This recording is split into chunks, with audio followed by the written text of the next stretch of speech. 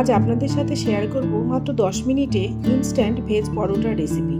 Breakfast, lunch অথবা ডিনারের জন্য ভীষণ স্বাস্থ্যকর ও মুখরোচক একটি খাবার। সবার জন্য অনেক শুভকামনা নিয়ে শুরু করছি পলিশ রান্নাঘরে সবাইকে অভিনন্দন। পরোটার জন্য আমি এখানে কিছু সবজি নিয়েছি। হাফটা ক্যাপসিকাম এরকম সরু সরু স্লাইস করে কেটে নিয়েছি, যতটা মিহি করে কুচুনো যায়। একটা মিডিয়াম সাইজের পেঁয়াজ এরকম কুচি করে কেটে নিয়েছি। একটা মিডিয়াম সাইজের গাজর ছোট গ্রেটারের সাহায্যে গ্রেট করে নিয়েছি। কিছুটা ধনেপাতা কুচিয়ে নিয়েছি। আমি এখানে 1 কাপ ময়দা নিলাম। এখানে আমি 3টে পরোটা বানানোর অনুপাতে নিলাম।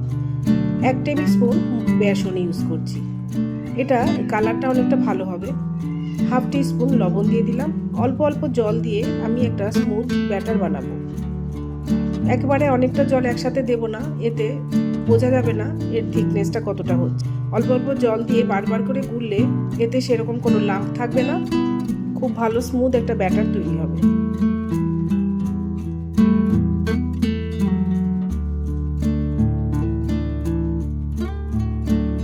দেখুন এরকম থিকনেসের বানাতে হবে। তারপরে আমি এখন সবজিগুলোকে অ্যাড করছি। প্রথমে আমি পেঁয়াজ কুচিটা দিয়ে দিলাম, তারপরে ক্যাপসিকাম কুচিটা দিচ্ছি, আর তারপরে বাকি সবজিগুলো দিয়ে দেব।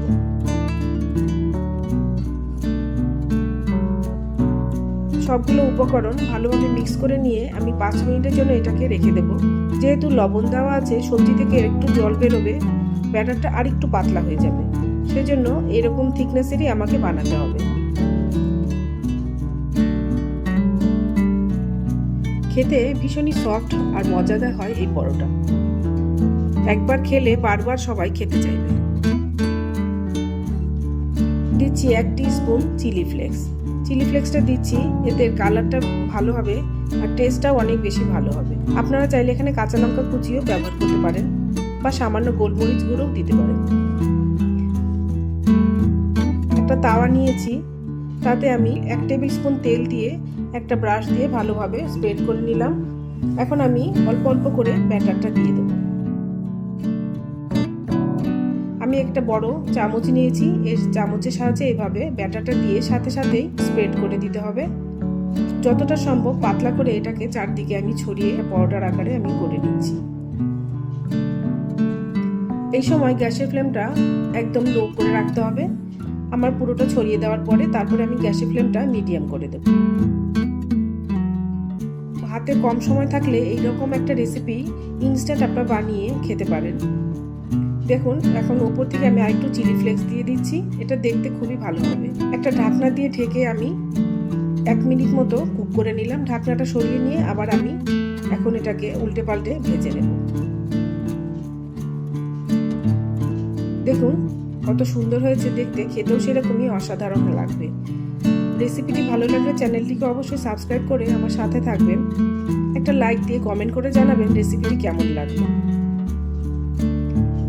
দেখুন আমার ভাজাটা যখন এরকম পর্যায়ে হয়ে গেছে, ওপর থেকে আমি এখন 2 টেবিল স্পুন মতো তেল দিয়ে দিচ্ছি।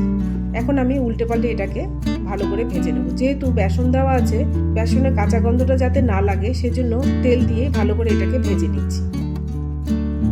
দেখুন পরোটাটা কত সুন্দর হয়েছে।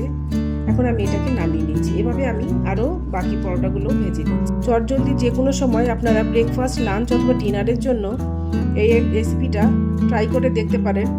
শুধুমাত্র সস দিয়েই এই রেসিপিটি খেতে অসাধারণ লাগে। কিংবা টক দইয়ের আপনারা যদি রায়তা করে নিতে পারেন, এটাও এর সাথে বেশ ভালো যায়। সাথে থাকার জন্য সবাইকে অসংখ্য ধন্যবাদ।